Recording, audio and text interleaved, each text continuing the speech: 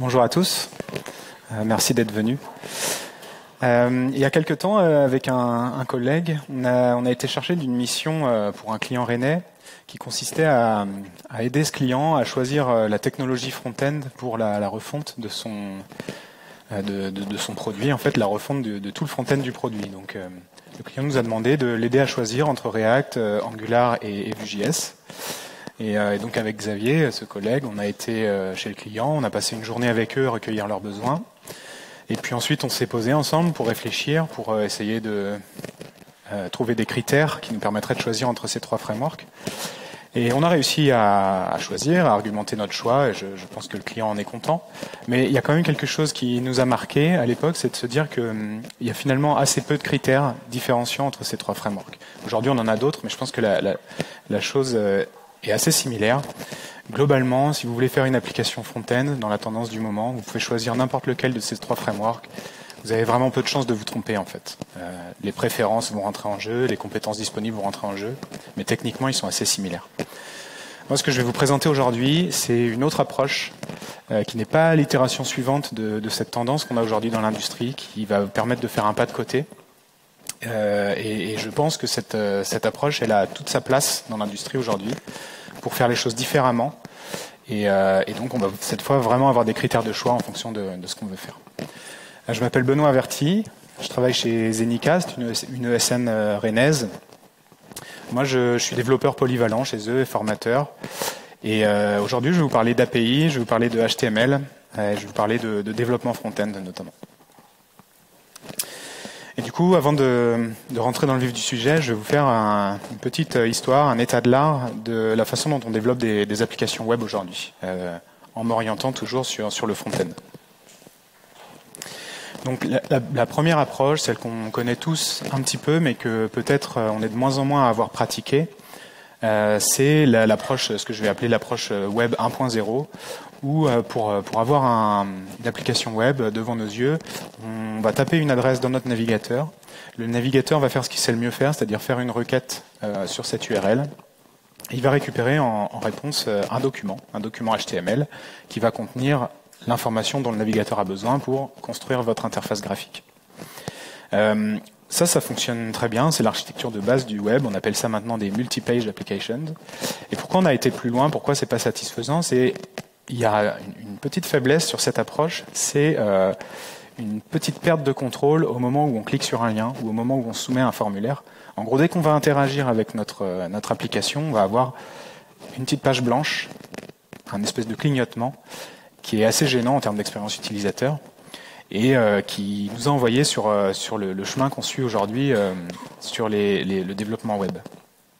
Donc ce qui s'est passé, c'est qu'on est passé, alors j'ai sauté quelques étapes, mais on est arrivé quand même sur ce schéma-là qui correspond à ce qu'on appelle une single page application. Et donc ça commence de la même manière, puisque le navigateur au départ ne sait faire que ça, c'est demander un document. Donc on va taper une adresse dans notre navigateur, le navigateur va faire une requête et récupérer un document. Et la petite nuance, c'est que ce document HTML, il va être presque vide.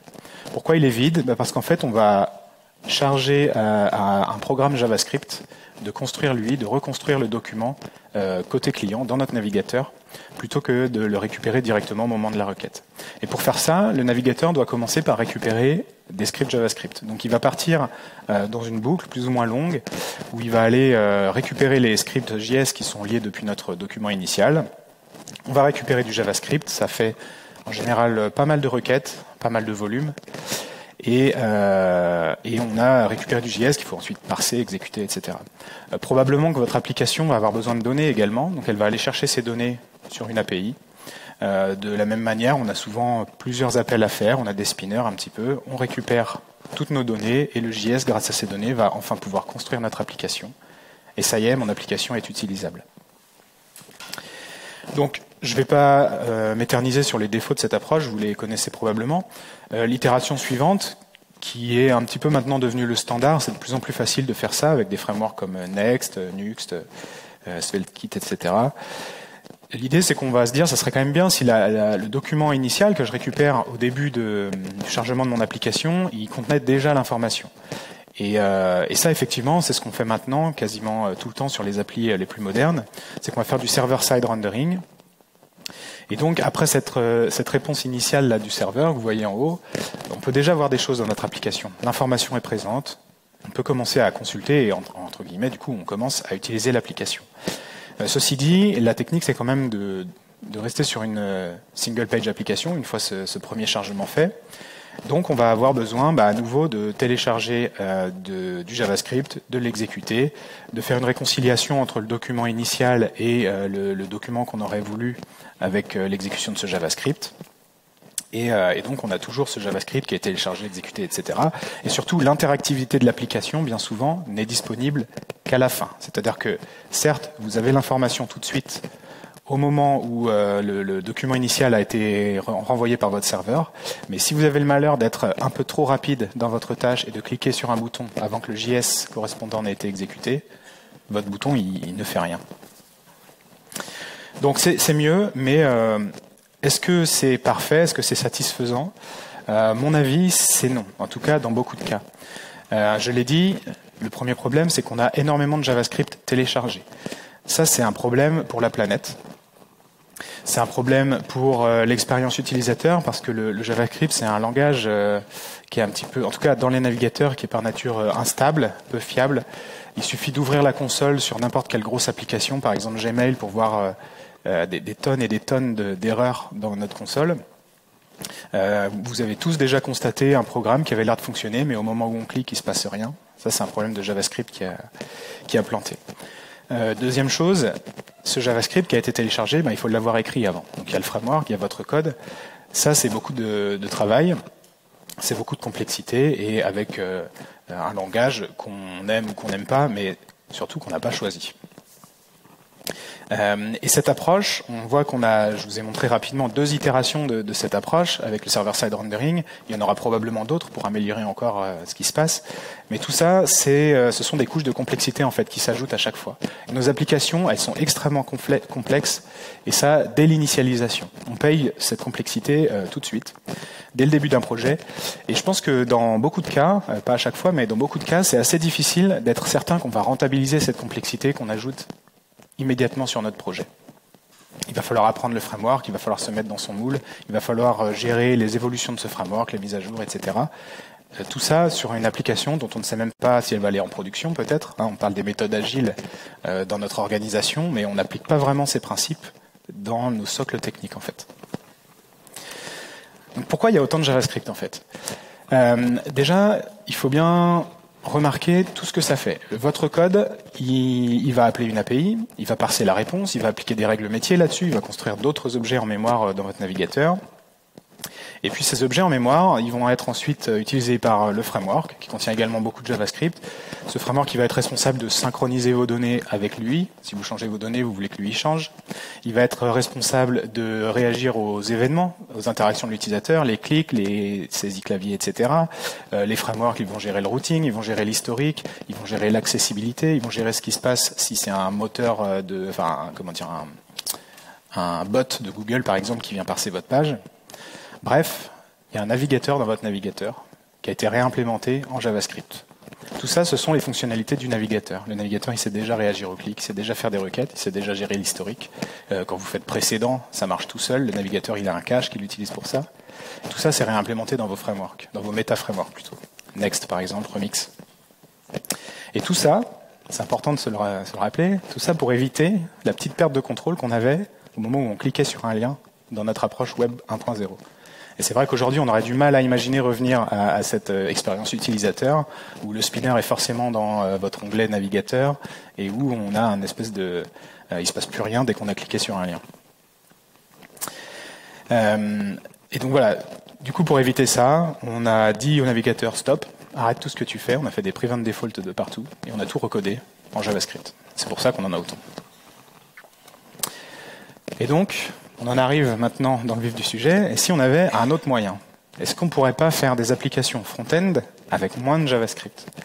Ce qu'on aimerait, en fait, c'est que notre serveur, donc, qui nous renvoie aujourd'hui des données via une API JSON, on pourrait imaginer ajouter des métadonnées à notre réponse. Donc on aurait des données, plus des métadonnées, et puis on aurait une techno mystère qui se chargerait en fait d'exploiter ces métadonnées pour nous construire une application front sans code JS, ou en tout cas avec moins de code JS. Et je parle bien du JS côté client. Alors, la techno mystère, elle n'est pas si mystérieuse que ça, sauf peut-être pour ceux qui sont arrivés après mon slide d'ouverture. Et je vais quand même vous montrer l'équivalence. Donc, prenons un exemple. Un exemple de données qui pourrait être retournées par une API JSON, tout ce qu'il y a de plus classique. Dans ces exemples et dans la démo tout à l'heure, on va imaginer qu'on développe un petit client PostgreSQL. Et donc, il y a probablement un endpoint qui nous renvoie une liste des connexions configurées sur ce client, liste de connexions SQL sur lesquelles on va pouvoir se connecter, exécuter des requêtes, etc. Donc ici, on a un objet qui contient des connexions, et ces connexions, c'est un tableau. Et dans ce tableau, on a un nom pour nos connexions, une URL JDBC pour s'y connecter. Et voilà à quoi pourraient ressembler les métadonnées qu'on va vouloir ajouter, et dont je vous ai parlé tout à l'heure. Ici, on a donc du HTML, vous l'aurez reconnu et peut-être deviné précédemment. Et en fait, ce qui est important de voir, c'est qu'on a vraiment la même chose que ce qu'on avait précédemment. Donc on avait un objet qui contenait un attribut connexion. L'information, elle est présente ici avec le titre H2. On a la liste des attributs sur ces objets, le name, le URL qui sont présents en haut dans le header du tableau en fait. Et puis ensuite on a nos lignes de tableau, donc nos données, avec une première ligne qui contient la base de données de prod, une deuxième ligne la base de staging, etc. Donc j'ai les mêmes données, j'ai les mêmes métadonnées, les noms d'attributs, etc. Et j'ai en plus les métadonnées. Alors là je me suis trompé, il ne faut pas confondre les mots. J'ai les mêmes données, j'ai les mêmes noms d'attributs, etc. Et j'ai mes fameuses métadonnées qui sont en fait tout simplement les tags HTML et qui vont permettre au navigateur de construire votre UI. Pour preuve, mes slides, pour ceux qui ont reconnu, c'est du Reveal.js, donc ça tourne dans un navigateur. J'ai pris ce code HTML que j'ai montré juste au slide précédent, et je les ai copié-collés dans mes slides, et mon navigateur, il a construit une UI en fait, il a construit un tableau. Donc c'est ça qui va nous permettre de construire des applications. Peut-être que vous vous dites pour l'instant, on est juste en train de revenir en arrière, j'enfonce des portes ouvertes et je vais essayer de développer pour vous convaincre que c'est bien une approche intéressante. Alors HTML, c'est l'acronyme de Hypertext Markup Language. Pourquoi hypertexte justement? Parce que HTML, il sait aussi exprimer les actions disponibles pour interagir avec les données. On n'est pas uniquement à présenter des données, on est aussi à montrer ce qui est possible de faire avec ces données. Sur cet exemple, qui est le même exemple que précédemment, mais un petit peu enrichi, vous voyez ici que je retrouve une première ligne de données, la connexion à la base de données de prod. Et j'ai aussi juste en dessous un formulaire, donc des actions possibles sur la donnée. Donc ici, j'ai une action qui permet de supprimer la connexion, une action qui permet de m'y connecter pour exécuter des requêtes probablement. On sait que ces actions, elles sont relatives à cette ligne de données qui est juste au-dessus, parce qu'on est dans le même tableau, on est dans la même balise TR. On sait qu'on peut supprimer, on sait qu'on peut connecter. Et donc j'ai ma deuxième ligne de données, j'ai les actions qui sont possibles dessus, et j'ai ma troisième ligne de données, et j'ai les actions qui sont possibles dessus. Et je ne sais pas si vous avez remarqué, mais sur cette troisième ligne, je n'ai pas les mêmes actions que précédemment. Ici, je ne peux pas la supprimer, cette connexion-là. Il y a probablement une règle métier derrière, il y a probablement quelque chose qui fait que je ne peux pas supprimer, mais en tout cas, c'est directement présent dans mon document HTML. Cet hypertexte, ce HTML, c'est directement ça qui va me permettre d'exprimer l'état de l'application. Donc, montrer tel bouton, désactiver tel lien, etc. Tout est possible en HTML déjà. Et du coup, l'hypertexte, en fait, l'hypermédia ou le HTML, c'est un peu un livre dont vous êtes le héros. Pour ceux qui ne connaissent pas, c'est voilà, vous avez un bouquin avec des paragraphes qui vous racontent une histoire dont vous êtes le héros, et à la fin de chaque paragraphe, il y a une liste d'actions possibles. Vous pouvez ouvrir telle porte, vous pouvez aller dans telle direction, vous pouvez attaquer tel monstre. Et si vous faites ci, ça ou ça, vous allez aller à tel numéro de paragraphe, etc. On a la même chose, mais supporté par un ordinateur, donc ça nous permet d'être un petit peu plus ergonomique. J'ai fait comme tout à l'heure, j'ai pris ce code HTML que je vous ai montré, je l'ai collé dans mes slides, et j'ai construit une UI. À la fois donc, le tableau, la présentation de la donnée, mais également les actions possibles, le bouton de suppression, le bouton de connexion. Et ça marche grâce à un client hypermédia. Qui dit hypermédia ou hypertexte dit client hypermédia pour interpréter en fait cet hypermédia. Ce client hypermédia, c'est la techno mystère de tout à l'heure. C'est le navigateur. Et ce navigateur, il est capable de prendre votre HTML et de construire une UI.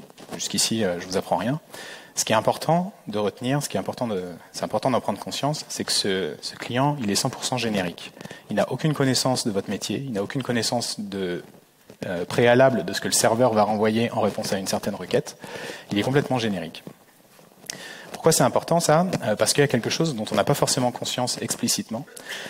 C'est que quand on fait une API JSON classique avec un serveur, un client spécifique, donc le client spécifique c'est votre appli JavaScript, votre single page application.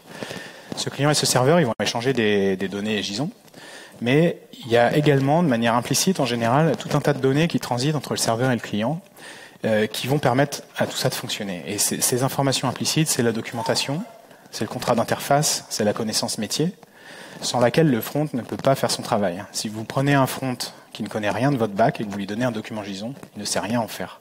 Toute cette connaissance qui doit transiter d'une manière ou d'une autre, c'est cette connaissance que vous allez ensuite coder en JavaScript et qui va vous permettre, à partir de votre donnée JSON, qui ne contient que la donnée, de construire l'UI qui répond à votre métier. Par opposition, une API hypermédia avec un client générique, le navigateur, et le serveur qui échange des données HTML. On n'a pas besoin d'avoir ces données out of bound qui transitent entre les deux. Et qu'est-ce que ça implique ça? Ça veut dire que notre API hypermédia, elle n'a pas besoin d'être rétrocompatible. Elle n'a pas forcément besoin d'être documentée, à part le point d'entrée, la première requête qu'on doit faire. Et ensuite, les réponses aux requêtes contiennent les informations pour faire la requête suivante. Et les requêtes suivantes obtiennent des réponses qui contiennent déjà l'information pour faire les requêtes suivantes, etc. Et j'espère que ce concept va devenir un peu plus clair avec la démo tout à l'heure. Avant la démo, vous posez peut-être une question. Ok, ça a l'air magique. J'espère, ça a l'air magique. Mais pourquoi personne ne le fait? Si c'était si bien que ça, on n'aurait pas envoyé l'industrie dans une direction totalement différente, on ne serait pas parti sur la voie des single-page applications, etc. Et effectivement, il y a des limitations assez lourdes avec cette approche. La première, j'en ai déjà parlé, seuls les liens et les formulaires sont interactifs. Donc en HTML, pour avoir un élément qui permet de faire une requête, j'ai deux choix, la balise A, le lien, ou la balise form, pour faire des requêtes post. D'ailleurs, le navigateur ne sait faire que du get et du post, alors qu'on a moyen d'exprimer des choses beaucoup plus riches avec HTTP, alors pourtant que HTTP et HTML ont été développés conjointement l'un pour l'autre. Je ne sais pas pourquoi il y a ces limitations-là. Et enfin, la dernière, qui est la plus importante, le navigateur ne sert que recharger la page entière. C'est-à-dire que quand le navigateur fait une requête, il s'attend à recevoir un document entier et il va remplacer le document courant par le document suivant.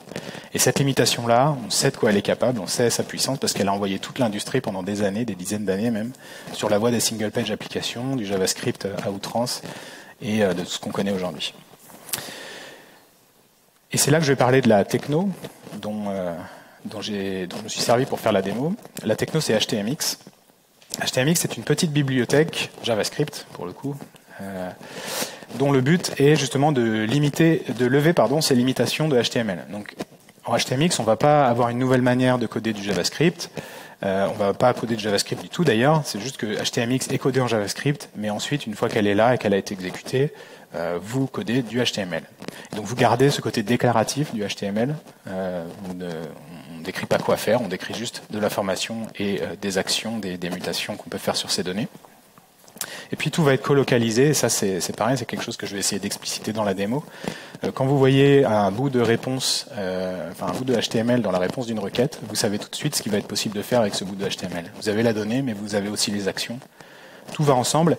Ça aurait peut-être été choquant à une époque, mais aujourd'hui on y est habitué. Ça a fait débat au moment où React a sorti le JSX, et aujourd'hui je pense que c'est un petit peu moins controversé.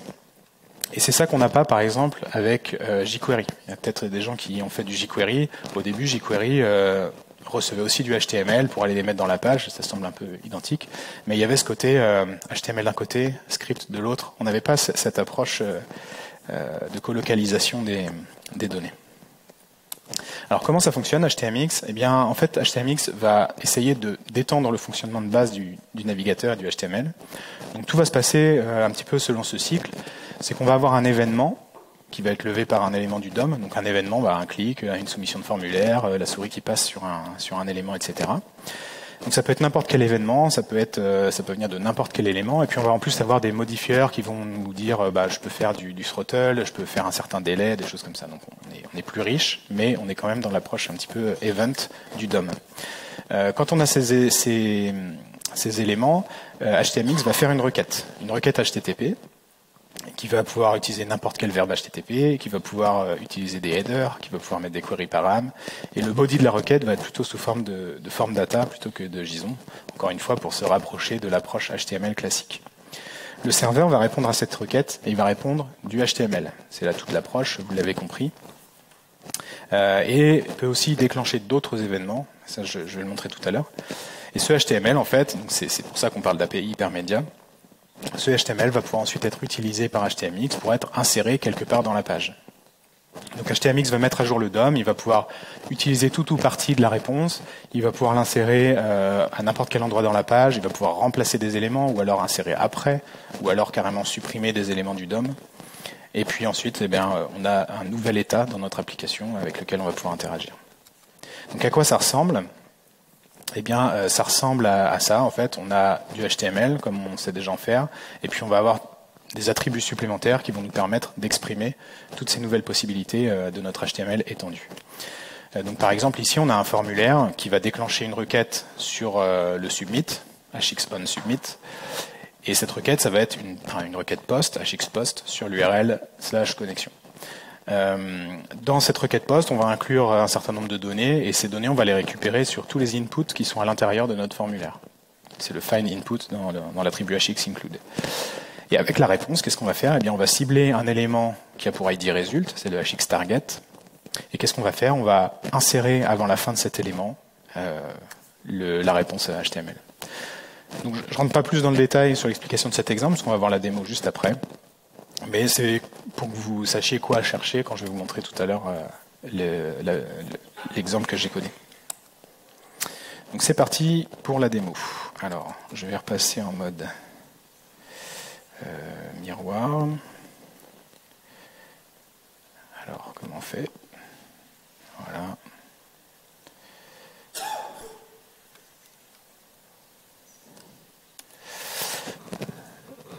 Vous ne voyez plus rien.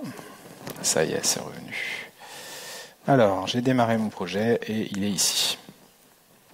Donc, comme je vous le disais, j'ai codé un petit client PostgreSQL. C'est un exemple comme un autre. Et sur ce premier écran, on a une liste de connexions avec lesquelles on va pouvoir interagir. L'exemple devrait être familier maintenant. Et avec un formulaire en dessous pour ajouter une connexion. Ça correspond plus ou moins à l'exemple que je viens de montrer juste avant. Alors, je vais rafraîchir la page d'abord pour que vous voyez déjà qu'est-ce qui se passe au démarrage d'une application hypermédia. Donc, je fais F5. Et j'ai eu donc une première requête qui a été exécutée sur le /connexion. Et la réponse à cette requête, ça a été un document complet. On voit que j'ai déjà tout. J'ai la première ligne de connexion, le formulaire en dessous. Et alors, ce qui est intéressant, c'est que déjà, on voit que j'ai déjà tout dans mes DevTools là. Il manque le CSS bien sûr, mais c'est déjà intéressant. Ceci dit, ça ressemble à n'importe quelle application avec du server-side rendering. Donc voilà mon HTML, et on voit que à part la lib HTMX elle-même, j'ai pas chargé de JavaScript. Évidemment, nous ne sommes pas dans une single page application, donc il y aura pas de JavaScript du tout. Alors comment va fonctionner ensuite ce formulaire ? Si on inspecte ce formulaire, on va retrouver ici du HTML tout à fait classique qui exprime des mutations possibles sur la page. Donc c'est un formulaire, et ce formulaire, quand on va le soumettre, il va déclencher une requête post sur les connexions. C'est le hxpost connexion ici. Ensuite, dans la réponse, il va sélectionner une ligne de tableau. Donc là, on comprend qu'on va recevoir probablement un tableau dans la réponse. Et avec cette ligne de tableau, qu'est-ce qu'il va faire ? Il va venir l'insérer avant la fin, hxswap before end, avant la fin d'un élément qui a pour ID connections, hxtarget connections. Et donc cet élément, c'est le tableau qui est juste au-dessus. Ici, on a donc ce tableau ID connections, et donc je vais insérer le résultat de ma requête post dans ce tableau. Donc allons-y, on va mettre le network et on va ajouter une connexion. Alors on va faire hello Breascamp. Non, la dernière fois je me suis trompé, je vais le taper complètement. On va mettre une URL, bidon. Alors tout est fake, c'est un faux client, il n'y a rien qui marche derrière. Donc je ne m'embête pas à mettre une vraie URL. Un utilisateur de test et un mot de passe de test. Et donc je clique et j'ai bien obtenu une deuxième ligne dans mon tableau. Alors qu'est-ce qui s'est passé ? Comme je vous l'avais dit, le formulaire a déclenché une requête post sur l'URL en question, connexion. À l'intérieur de cette requête, on voit que le body, je vous disais, on n'utilise pas du JSON, on va plutôt utiliser du form data, donc ce que fait le navigateur par défaut quand on soumet un formulaire. Mais on a bien toutes les informations ici de mon formulaire. Et en réponse, j'ai eu un morceau de HTML, donc c'est un tableau qui contient la ligne que je viens de créer. Donc on voit que par exemple, il y a eu un ID qui a été généré côté serveur, mais sinon c'est les informations que j'ai reçues. Donc c'est exactement la même chose que ce que j'aurais eu avec une API JSON tout à fait classique. En général, on fait un post sur une collection, on crée un item, on s'attend à recevoir l'item qu'on a créé en réponse, notamment pour récupérer les attributs qui auraient pu être générés côté serveur. Mais ce qui est intéressant, c'est qu'ici, comme je vous le disais tout à l'heure, j'ai en plus des actions possibles sur cette connexion. Et avec le hxTarget, le hxSwapBeforeEnd, eh ben, j'ai bien effectivement la ligne qui a été insérée ici à la fin de mon tableau. Donc j'ai pas eu à recharger la page entière. On voit bien que ici j'ai vraiment reçu que la ligne créée et elle a juste été insérée au bon endroit dans le DOM. Si je fais un deuxième exemple, ici je vais recréer une connexion de test. Je vais pas mettre d'URL cette fois, mais je vais remettre des usernames. Donc ça va fonctionner pareil, sauf que cette fois-ci, alors vous voyez peut-être pas beaucoup avec le contraste, mais le troisième bouton Query Tool ici il est désactivé. Je peux pas cliquer dessus. Normal, il n'y a pas d'URL pour cette connexion. Et en fait, ça a été codé tout simplement dans la réponse HTML en fait. Donc la réponse à la deuxième requête, elle est quasiment identique, sauf que le lien de connexion ici, il est désactivé. Peut-être que ça aurait été plus clair si je l'avais carrément enlevé, mais bon. On voit quand même ce côté, c'est l'hypermédia qui drive en fait l'état de l'application. J'ai pas eu besoin de connaissances dans mon client pour savoir que quand il n'y a pas d'URL, on doit désactiver le bouton. C'est directement le serveur, quand il a construit la réponse, la représentation HTML, eh ben, il a simplement désactivé cette possibilité. Et pour la suppression, ça marche un petit peu pareil. On a un bouton de suppression ici qui contient des attributs HTML, le hxDelete, donc qui nous dit que quand on clique sur le bouton, on va faire une requête delete vers cette URL. Le hxTarget, ça nous dit que la première ligne de tableau dans les parents de cet élément, closest tr, ça veut dire le premier parent tr, hxSwapDelete. Donc ça veut dire cette fois-ci, j'ignore la réponse, je vais juste supprimer la ligne. Et donc effectivement, si je reprends mon network ici et que je clique, j'ai bien une requête delete qui a été effectuée avec une réponse vide. Encore une fois, c'est exactement ce qu'on s'attendrait à avoir sur une API REST JSON classique. Mais HTMX avait directement exprimé dans le formulaire que dans ce cas, il faut supprimer la ligne. Et donc elle a effectivement été supprimée. Allez, on va cliquer maintenant sur Query Tool pour faire quelques requêtes SQL quand même. Donc vous voyez, j'arrive sur une nouvelle page et ici j'ai un spinner et voilà, une liste de tables qui s'est chargée. Donc j'ai eu du lazy loading en fait. Donc là, le but pour moi, c'est de vous montrer un petit peu maintenant les patterns qu'on peut faire. Donc jusqu'ici, on a fait du CRUD. Le CRUD, c'est quelque chose, franchement, on pourrait le faire même sans HTMX. Ça marche déjà vachement bien. Et maintenant, je voudrais vous montrer qu'avec HTMX, on peut aller plus loin. On peut retrouver des expériences utilisateurs qui se rapprochent un petit peu de ce qu'on fait aujourd'hui avec les single page applications. Et donc la première, justement, c'est le lazy loading. Donc on peut imaginer que la liste des tables est trop lente à calculer, donc on n'a pas envie d'empêcher l'utilisateur d'utiliser notre page tant qu'on attend. Donc qu'est-ce qui s'est passé quand j'ai cliqué sur le lien Query Tool? Eh bien, le navigateur a tout simplement rechargé la page entière. C'était un lien pour le coup tout à fait classique sans HTMX. Dans la réponse, on voit que au niveau de ma liste de tables, j'ai ici une liste UL mais qui est vide. Donc effectivement, initialement, j'ai pas de liste de tables dans ma page. Par contre, j'ai des attributs HTMX ici qui vont nous dire hxTriggerLoad, donc ça veut dire l'événement, ça va être le chargement de la page. À ce moment-là, je vais déclencher une requête. Et cette requête, ça va être un get, hxGet, sur l'URL connections, query tables, donc le endpoint de la liste des tables. Et je vais remplacer hxSwapOuterHTML, je vais remplacer cette liste qui fait la requête, je vais la remplacer complètement par la réponse. Et donc effectivement, si on regarde les requêtes ici, j'ai eu la requête du document initial, mais j'ai eu aussi cette deuxième requête get qui a été démarrée immédiatement, qui était lente d'ailleurs, et qui m'a renvoyé la liste des tables. Donc encore une fois, un endpoint get/tables m'attend à avoir une liste de tables, donc j'ai tout à fait une liste de tables en réponse. Je suis encore sur une API REST classique. Sauf que c'est du HTML, et donc cette fois-ci, j'ai pas besoin de client pour interpréter la réponse et construire mon UI. Voilà la liste des tables et ça a été chargé en mode lazy loading. Donc on va effectuer maintenant une requête SQL. Donc je vais faire un select étoile from catalog.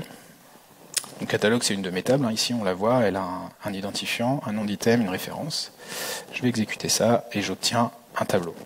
Donc comment ça a fonctionné ça? Là, maintenant, vous allez commencer à le savoir. J'ai un formulaire. Quand je soumets, je fais une requête post, hxpost, sur le endpoint qui permet d'exécuter une requête SQL.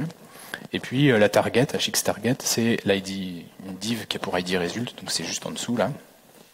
Et donc insère le résultat de la requête à cet endroit-là. Et donc effectivement, si je regarde mon network, la requête SQL, elle a été effectuée. En réponse, on a obtenu un tableau, un result set, c'est logique pour un select étoile.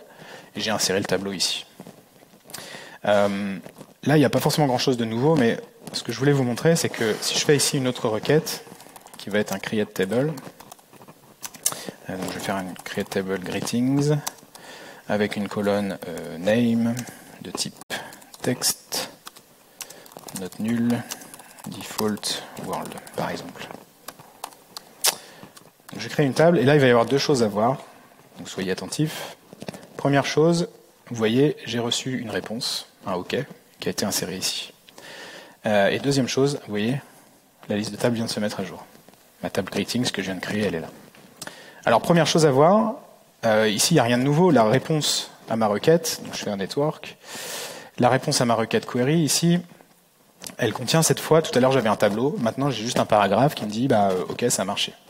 Et ça illustre un aspect, c'est le côté un peu polymorphe d'une API hypermédia. Ça, c'est typiquement quelque chose qui est assez pénible à faire en JavaScript, parce que quand on appelle un endpoint, on s'attend à avoir un contrat d'interface vraiment fixe. C'est-à-dire que le résultat de la requête JSON, le résultat JSON, je vais devoir le parser, je vais devoir m'attendre à avoir certains attributs pour faire des choses avec. Et donc, si mon serveur commence à me répondre des choses différentes selon ce qui s'est passé, c'est embêtant. Pas de problème avec HTML, le client de toute façon il est 100% générique. Le navigateur il va être capable d'interpréter le HTML et d'en faire des choses. Donc on n'a pas besoin d'avoir un contrat d'interface fixe. On peut, quand c'est approprié, renvoyer un tableau sur un select étoile. Et on peut, quand c'est approprié, renvoyer un message qui nous dit OK. On peut, dans d'autres cas, pourrait dire voilà, tant de lignes modifiées, quoi.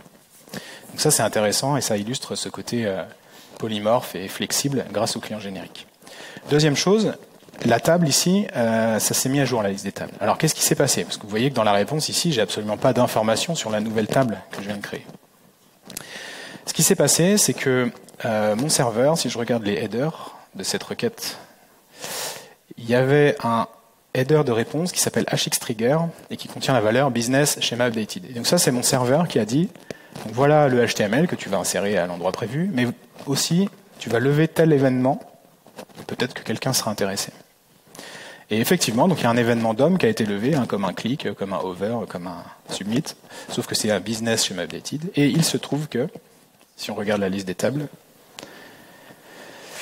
sur ma liste des tables, ici le HUL, j'ai un hxtrigger business schema updated. Donc effectivement, ça paraît logique qu'une liste de tables soit intéressée s'il y a un changement dans le schéma de ma base de données. Donc c'est pour ça que ça va déclencher quelque chose. Donc le hxtrigger permet de déclencher une requête. Et cette requête, ça va être hxget connections à la liste des tables. Donc je refais la même requête qu'au début, mais parce qu'on m'a prévenu qu'il y avait peut-être quelque chose qui m'intéressait. Et donc je fais hxswap outer HTML, et puis un hxheader cache control no cache, parce que si on me dit que ça a changé, j'ai pas envie de tomber sur un cache. Voilà. Donc c'est aussi pour montrer qu'on peut rajouter des headers, etc. aux requêtes.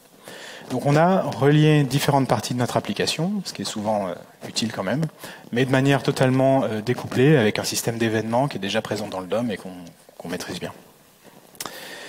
Donc voilà, ça c'est pour les patterns un petit peu courants. On voit qu'on peut quand même faire beaucoup plus de choses qu'avec l'approche Web 1.0. Et pour finir, je vais vous montrer ce bouton. Donc ce bouton, c'est un bouton qui pourrait... on imagine que ça va nous télécharger un dump de la base de données. Donc je veux générer un fichier, puis je vais pouvoir le télécharger. À la fin, ce sera probablement un gros CSV ou une liste de commandes SQL. Et ça, c'est typiquement quelque chose qui peut être assez long. Et donc on va voir comment ça va se passer. Je vais mettre mon network et je vais cliquer sur le bouton. Alors avant de cliquer, je vais vous montrer le bouton. Il n'y a rien d'original. Par défaut, donc, les boutons déclenchent des requêtes quand on clique dessus, c'est pour ça que je n'ai pas de hxtrigger.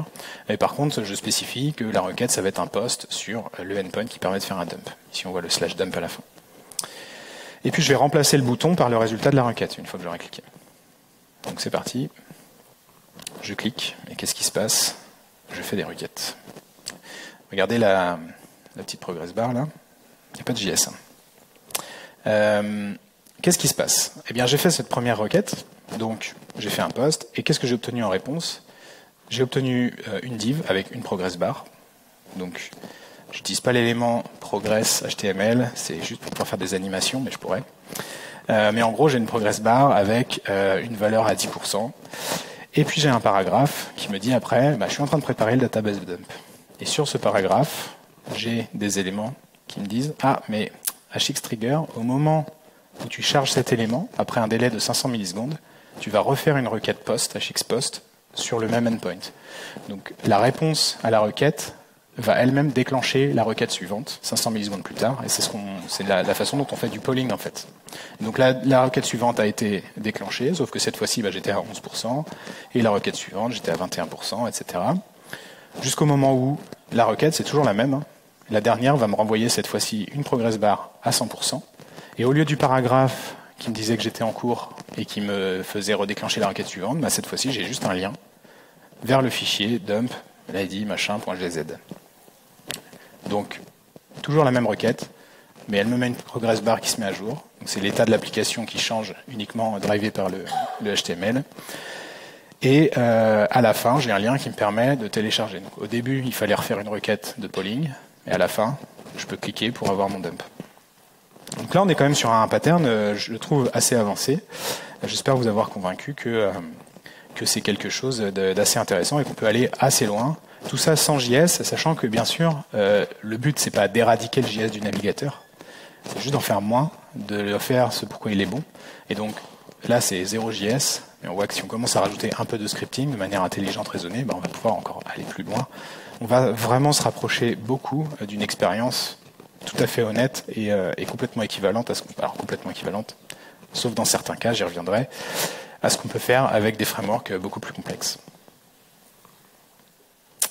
Je vais revenir à mes slides. Alors, je voulais juste clarifier un petit peu le côté API. Le titre de mon talk, il a été choisi assez tôt. Je n'avais pas forcément tout en tête à ce stade. On pourrait se poser la question de pourquoi on parle d'API. Est-ce que c'est pas juste une manière de faire plutôt des applications en fait? Alors déjà, j'ai insisté plusieurs fois sur le fait que les réponses HTML étaient vraiment similaires à ce qu'on pourrait avoir sur une API REST classique. On obtient la même donnée, c'est juste que le format de représentation est du HTML au lieu du JSON. Et puis je voulais vous montrer aussi, encore une fois, j'ai réutilisé à nouveau mes slides dans un navigateur. Et cette fois-ci, j'ai mis un petit formulaire et puis un bouton Submit. Et j'ai juste mis la lib htmx du coup dans mes slides et je vais pouvoir faire une requête insert into greetings values Benoît. Je vais exécuter cette requête et j'obtiens un résultat. Donc j'ai quelque part un serveur qui tourne, qui est capable d'exécuter des requêtes SQL via une API HTTP et qui renvoie un résultat. Et ce résultat, on voit que ce endpoint, ce serveur, je l'ai interrogé depuis une appli qui n'a rien à voir, mes slides. Et donc on voit, encore une fois, ça insiste sur le côté API. C'est effectivement une API, c'est juste que cette API est une API hypermédia et qui sert donc à construire, vu que cette hypermédia est du HTML en l'occurrence, ça nous permet de construire des pages web. Donc on construit des applications, effectivement, mais je trouve que la notion d'API n'est quand même pas complètement incongrue pour cette approche. Et soit dit en passant, c'est quelque chose que je n'ai pas encore creusé, mais c'est une intuition. À mon avis, on a quelque chose d'assez intéressant à creuser pour faire une petite approche micro-front-end. On voit qu'ici, j'ai un petit bout d'HTML qui sont mes slides. J'ai appelé un morceau de... j'ai appelé une API hypermédia qui était complètement sur un autre serveur et ça a fonctionné, ça a inséré les choses dedans. Le bouton de dump tout à l'heure, il était complètement autosuffisant en fait. Au début, j'avais un bouton qui spécifiait ce qu'on pouvait faire avec et à chaque fois, les requêtes, le bouton se remplaçait lui-même par quelque chose qui se remplaçait lui-même, etc. Donc ça aurait très bien pu, et on imagine, être développé par une équipe séparée et ensuite inséré via une page plus globale qui va appeler les autres morceaux d'API HTMX. Tout comme on peut avoir, Grégory justement a parlé de l'interface des micro-front-end qui était faite dans ton cas je crois par des web components. Ici l'interface pourrait être la première requête HTTP à faire qui va nous donner un bout de HTML qu'on va insérer et qui va ensuite automatiquement spécifier les requêtes suivantes qu'on va pouvoir faire. Donc j'ai pas creusé, c'est peut-être pas réaliste, mais à mon avis, il y a quelque chose à explorer pour une approche micro-front-end, encore une fois, un peu plus light, qui ne pourra pas faire tout ce qu'on peut faire avec les frameworks modernes, mais qui peut suffire dans bien des cas. Alors je reviens quand même rapidement sur les avantages de cette approche. Le premier pour moi, et ça c'est quelque chose auquel je commence à être assez sensible, c'est qu'on va avoir beaucoup moins de JS dans le navigateur. Et ça, pour moi, ça augmente l'expérience utilisateur. Alors ça peut paraître contre-intuitif. Je pense qu'on développe tous des applications JavaScript avec l'envie de rendre une expérience utilisateur positive, de la rendre meilleure. Et c'est effectivement pour ça qu'on l'a fait au départ. Je vous ai mis un lien ici vers un article de blog qui est très intéressant et qui va, je pense, vous convaincre que le JS, c'est bien un petit peu, mais quand il y en a trop, ça commence vraiment à être compliqué pour les utilisateurs, notamment ceux qui ont des PC lents, des connexions lentes ou instables. Et donc je pense qu'on doit tous, en tant que développeurs front, être sensibles à ça. Ça ne veut pas dire bien sûr qu'on va arrêter le JS, ça serait absurde et contre-productif, mais au moins garder ça en tête et essayer de diminuer le JS qu'on ship aux clients. Et il y a d'autres manières de le faire que cette approche. Deuxième chose, c'est le langage back-end au choix. Ça c'est quelque chose, en développant la démo pour ce talk, je me suis rendu compte d'un truc, c'est que j'adore le front, mais j'aime pas vraiment JavaScript en fait. Et je fais du JavaScript parce que j'adore le front. Mais de développer toute cette application qui est modeste, mais qui promet des possibilités, développer cette application en Kotlin, pour moi, ça a été un vrai bonheur. Et je pense que là, on a vraiment des choses également qui sont intéressantes de pouvoir faire une application. Donc avec le HTML, ça, on n'y coupera pas, et tant mieux. C'est pour le coup quelque chose d'assez chouette, je trouve, comme techno.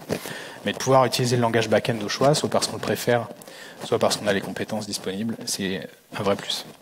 La deuxième chose, c'est que c'est facile à débugger depuis les DevTools. Vous l'avez vu, c'est le principe de locality of behavior dont je parlais tout à l'heure.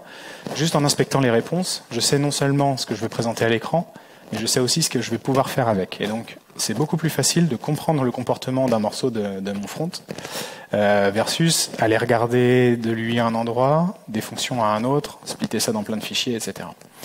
Même si, encore une fois, l'approche avec React, et le JSX, etc., nous amène aussi un petit peu dans cette direction. On a des composants qui sont complètement découplés. Les différentes parties de l'application sont découplées et on l'a vu, elles peuvent quand même communiquer avec un système d'événements. Et puis j'en ai déjà parlé, je ne vais pas trop insister là-dessus. On n'a pas d'information out of band. On n'a plus besoin de faire des API rétrocompatibles. On n'a plus besoin de publier des contrats d'interface, de les maintenir, de s'assurer qu'ils sont à jour. L'API hypermédia se suffit elle-même puisque les clients sont 100% génériques. Ceci étant dit, il y a quand même des questions, je pense, à se poser avant d'adopter cette approche. Il y a des moments où on va préférer une API de données à JSON. La première chose, c'est qui consomme ma donnée. Est-ce que c'est des humains ou des programmes? Je ne parle pas de consommation de l'API, mais bien consommer la donnée. Si votre donnée est à destination d'autres programmes pour faire des traitements, des batchs, des choses comme ça, clairement, les programmes, ils préfèrent du JSON. On est bien d'accord, c'est plus facile à parser, c'est plus facile à exploiter ensuite. Le HTML, il est intéressant pour les humains, par l'intermédiaire d'un browser, mais pas pour les programmes. Deuxième chose, est-ce que la valeur ajoutée de votre produit, elle se trouve côté front? Est-ce que ce qui se passe d'intéressant et qui fait que les gens vont payer votre service, c'est les traitements que vous faites sur la donnée côté serveur? Ou est-ce que c'est ce qui se trouve dans le navigateur et qu'on utilise? Si vous faites un éditeur WYSIWYG qui permet de construire des prospectus en drag and drop, si vous faites slides.com qui permet de faire des slide review.js, etc. Si vous faites Google Spreadsheet, clairement, vous allez devoir de toute façon coder une tonne de JavaScript. Donc, c'est pas forcément intéressant de partir sur cette approche. Même si on peut assez facilement mixer les deux, je pense. Et enfin, là, c'est vraiment encore une fois totalement spéculatif, mais est-ce que j'ai réfléchi à faire du micro-front-end? Et si je veux faire du micro-front-end, mais que j'ai pas non plus forcément la force de frappe ou l'ambition de partir sur un système extrêmement complexe et complet, du coup, peut-être qu'il y a une approche ici qui est entre les deux. Peut-être que j'en parlerai l'année prochaine au Brescamp. Alors, concrètement, mais brièvement, comment je fais? Alors, la première chose, c'est que HTMX, on ne code pas de JS. Donc, en fait, c'est aussi simple que d'ajouter la lib HTMX dans votre page, et ensuite, vous faites votre HTML côté client. Et donc, je ne parle pas ici de la partie serveur, même si elle serait intéressante, mais c'est la façon la plus simple de démarrer. Si vous voulez quelque chose d'un peu plus clé en main, je vous invite à regarder du côté de la stack AHA, donc Astro, HTMX, Alpine.js. Et en fait, Astro, c'est un framework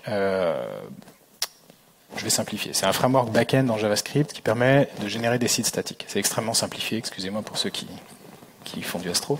Mais ce que je veux dire par là, c'est que Astro, c'est extrêmement simple de d'écrire un endpoint qui envoie du HTML. Vous avez fait ça en 5 minutes. Vous avez votre premier endpoint qui renvoie du HTML et donc vous rajoutez HTMX et vous avez quelque chose d'assez complet avec toutes les possibilités d'Astro côté serveur et toutes les possibilités pour rajouter un petit peu de React par-ci par-là ou un petit peu de Vue.js par-ci par-là. Donc c'est intéressant et il y a notamment sur le site dont j'ai mis le lien ici, vous allez avoir tout un résumé, en partie des choses que j'ai dites aujourd'hui, mais des choses qui vont vous expliquer ce que vous pouvez aller creuser pour essayer de faire cette approche pour développer vos applications. Et enfin, mention spéciale à Remix, qui est un framework que j'affectionne particulièrement. Si vous ne voulez pas abandonner votre framework front préféré, qui est bien sûr React, vous pouvez aller regarder du côté de Remix. Et Remix, c'est pas du tout la même approche. On va être sur de la SPA avec server-side rendering comme d'habitude, mais Remix est quand même dans cette philosophie d'utiliser la plateforme, d'embrasser les techniques de développement de la plateforme web. Et donc si vous aimez ce que j'ai présenté aujourd'hui, mais que vous ne sentez pas, vous avez peur d'être limité ou que ça vous semble trop spéculatif, allez voir du côté de Remix. Dans ce cas, ça devrait probablement vous plaire. Merci de m'avoir écouté.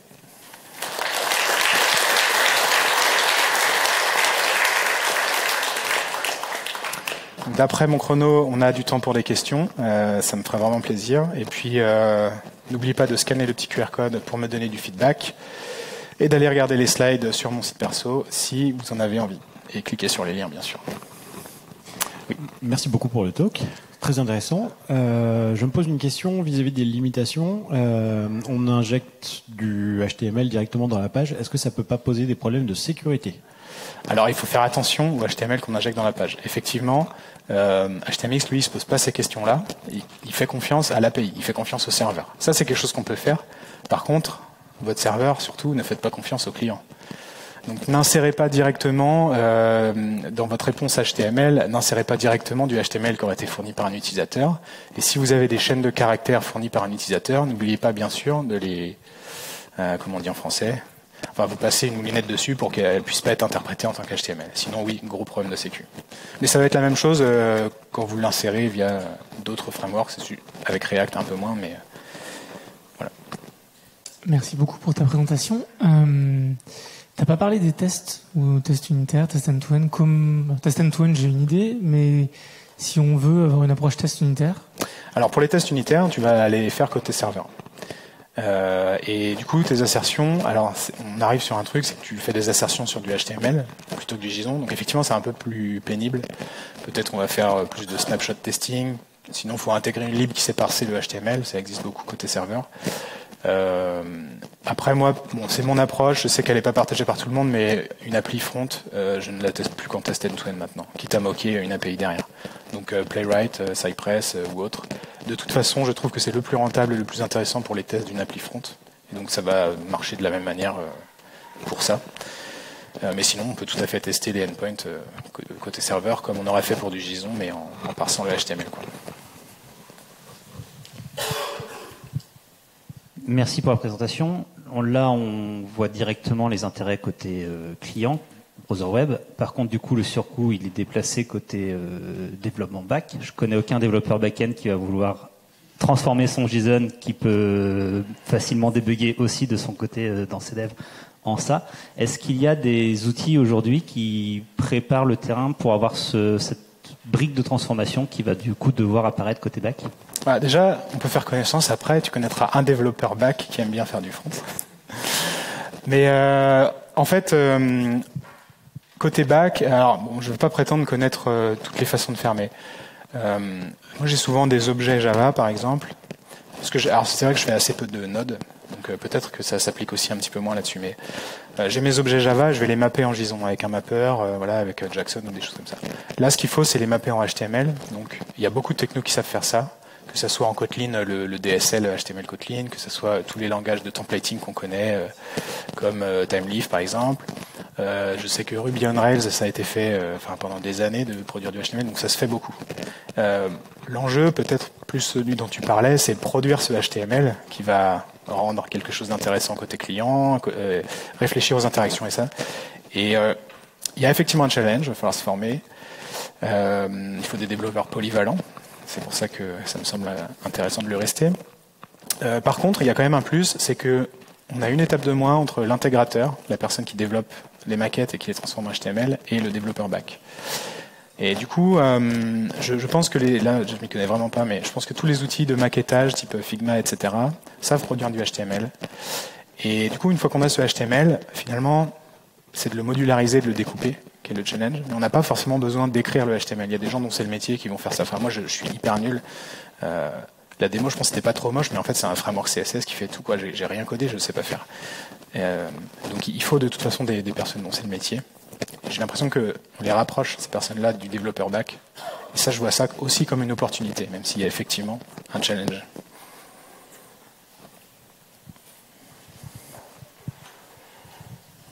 Bonjour, merci. J'avais une question sur la gestion typiquement d'un site, genre site e-commerce qui fait du défilement infini. On peut faire ça en HTMX ? On peut faire du défilement infini assez facilement. Il y a un événement, donc le fameux HX Trigger, qui permet de déterminer quand est-ce qu'on déclenche une requête. Il y en a un qui est Reveal, je crois que tu en as parlé. Hein, ouais. Et donc en fait, on peut, quand un élément HTML va arriver dans l'écran, ça va déclencher un événement DOM, et donc HTMX, on fait la requête et on l'insère après l'événement qu'on vient de... Donc c'est même assez trivial pour le coup. Merci Benoît. J'ai 2 questions. Oui. La première, dans un des exemples que tu montrais, là, lorsque l'URL n'était pas renseignée, le bouton pour se connecter n'était pas actif. Ça, c'est donc une information de comportement qui vient enrichir les informations de données et qui est générée par le serveur. C'est bien ça, j'ai bien compris ? Tout à fait, oui. Donc ça veut dire que côté serveur, au final, c'est pas juste soit je produis du JSON, soit je produis du HTML. Tu as quand même un mécanisme d'enrichissement de comportement par rapport à et ça rejoint la question de tout à l'heure, c'est qu'effectivement le développeur back doit être capable de produire du HTML, non seulement la représentation de sa donnée, mais aussi la représentation des actions possibles. Et donc il y a une question de produire ce HTML, ce que tu viens de soulever, mais il y a aussi comment comment j'organise en fait mes différents endpoints. Et ça, c'est pas la même façon que de designer une API JSON. Donc il y a un petit coup à prendre. Et le site de HTMX là-dessus contient des bonnes ressources. J'ai pas mis le lien, c'est dommage, htmx.org. Il y a des infos sur la manière de réfléchir qui est effectivement un peu différente qu'une API REST classique. Ok, et du coup, ça amène naturellement à ma deuxième question. C'est est-ce que aujourd'hui, est-ce que tu as vu des choses apparaître en termes de librairie back qui permettraient d'aller vers cette approche-là, au hasard en Python? J'ai pas creusé, surtout en Python, parce que j'y connais rien. Mais je pense qu'effectivement, il peut y avoir des choses, et notamment pour ramener une approche composant, je pense qu'il peut y avoir vraiment des choses intéressantes pour automatiquement faire un composant qu'on peut insérer dans une grosse page pour le rendu initial, mais aussi qu'on peut appeler direct via un endpoint. Je pense qu'il y a des infrastructures qui peuvent apparaître. J'en ai pas vu, j'ai cherché assez rapidement, il faut le dire. Mais si l'approche prend, ça va automatiquement arriver dans les frameworks. Donc à chercher, ouais. Ouais, bonjour, merci. Je pense que c'est intéressant comme tool parce que c'est vrai que ça fait, le HateOS, le principe, ça fait quand même pas mal d'années que ça existe et qu'on le voit assez peu apparaître. Donc il y a eu Rails, comme tu as mentionné, qui, avec des libres comme Turbo, permet de le faire à peu près comme HTMX. Et je trouve ça assez intéressant de se dire que on se demande s'il faut des librairies, etc. pour faire marcher ça. Alors que c'est vrai qu'il suffit juste un système de templating, éventuellement quelques conditions pour faire apparaître, disparaître des boutons. C'est des choses qu'on a fait depuis très longtemps. Pour ceux qui ont commencé à bosser, on va dire après les années 2000 ou dans ces eaux-là. Et c'est intéressant de se dire que là, on a l'impression qu'on sait plus faire, alors qu'en fait, il y a aucun souci, quoi. Et donc c'est intéressant de le rappeler, et peut-être pour ceux qui sont trop habitués à du JavaScript ou du SPA à fond, c'est comme ça qu'on faisait avant. Enfin, en quelque sorte, les interfaces, elles ont toujours été rendues à base de HTML. Ouais. Donc là, c'est plus remettre une petite surcouche qui amène de l'interactivité, mais finalement, il n'y a rien de... En termes de développement, c'est pas très nouveau sur la manière de rendre le HTML. Tout à fait, c'est pas tellement nouveau, c'est plus une organisation de choses qu'on connaissait déjà. En fait, l'industrie, elle a pris une direction, donc c'est normal que les développeurs aujourd'hui connaissent surtout cette approche, mais effectivement, ça existait déjà, notamment au niveau technique. Et c'est pour ça que moi, l'innovation, entre guillemets, si on peut parler de ça, je la vois plutôt sur l'approche globale et sur la façon de concevoir une API, plutôt que sur les technos elles-mêmes. Tout à fait. Et tu l'as bien dit, le concept de HateOAS, il existe depuis longtemps. Aujourd'hui, quand on en entend parler, c'est plutôt pour ajouter des liens dans du JSON, des choses comme ça. Mais bon, le JSON n'est pas un hypermédia, ne pourra pas l'être en l'absence de clients génériques. Et donc, justement, cette approche nous rappelle ce que c'est réellement que HateOAS, que REST, etc. quoi. Bonjour, merci. Tout à l'heure, tu disais, ça dépend qui va être le consommateur des données. Est-ce que c'est des humains ou des machines? Alors, des fois, c'est les deux. Ou même la même information, je veux pouvoir l'afficher de deux façons différentes dans la même application. Par exemple, un get utilisateur, en bas, je veux mettre juste vous êtes logué en tant que monsieur machin. Et puis, dans la liste de l'organigramme de l'entreprise, je veux rajouter des informations, des liens, etc. Comment tu gères les différents affichages, entre guillemets? Est-ce que c'est des endpoints différentes? Est-ce que c'est un paramètre en plus qui dit je veux la réponse dans tel style? Alors, j'ai pas d'expérience du monde réel, donc là, je vais plutôt donner les idées que j'ai, mais c'est pas forcément à prendre comme un retour d'expérience. Il y a deux questions en une. Déjà, la première, c'est quand j'ai des consommateurs humains et des consommateurs machines. Là, le conseil que je reprends directement du créateur de la lib, c'est plutôt de faire deux API. On pourrait utiliser la négociation de contenu. Il y a des headers en HTTP qui permettent de dire moi je veux du HTML, moi je veux du JSON. Le problème, c'est que si on fait ça, on va perdre une partie des intérêts de l'approche, notamment le côté pas besoin de rétrocompatibilité. Si on se met à fournir optionnellement du JSON, bah, d'un coup on doit être rétrocompatible. Donc l'approche, c'est plutôt de faire deux API séparés qui peuvent tout à fait utiliser le même code derrière, c'est juste qu'on va avoir deux couches de contrôleurs et puis c'est pas forcément un surcoût énorme. On va dire ah mais ça double le travail. Non, ça rajoute une deuxième fois la couche contrôleur, mais tout le métier derrière peut rester le même. Pour ce qui est des présentations différentes au sein du HTML, là j'ai pas trop eu le problème. Je pense à plusieurs choses. Soit deux endpoints, encore une fois ça peut être la même donnée, ça appelle le même code derrière, mais j'utilise deux templates différents. Ça peut être les query param. Ou ça peut être des trucs plus avancés à base de... alors, est-ce qu'on pourrait le voir dans ma démo? Mais en fait, toutes les requêtes que fait HTMX, il va nous dire dans les headers, request header, et je pense que j'ai du... non, je me trompe peut-être. Il me semblait... Ah oui, sauf que ça, c'est du polling. Est-ce que je l'ai pas ici, peut-être? Je dis peut-être des bêtises en plus. Dommage. Il me semblait, alors peut-être qu'on peut le faire optionnellement, mais en tout cas, on peut avoir l'information dans la requête de quel élément de la page a déclenché la requête. Du coup, là, on pourrait imaginer que le serveur décide, ah oui, du coup, je sais quel use case c'est et je sais comment représenter. Le problème, c'est que là, on commence à mettre un peu de couplage entre différentes parties de l'appli. Peut-être deux endpoints, finalement, c'est la meilleure approche. On va voir. Je pense qu'on est au bout du temps, mais n'hésitez pas à venir me voir sur le stand Zenica juste après. Je serai ravi de discuter de cette approche. Ça m'intéresse beaucoup en ce moment, donc ravi d'en discuter. Merci.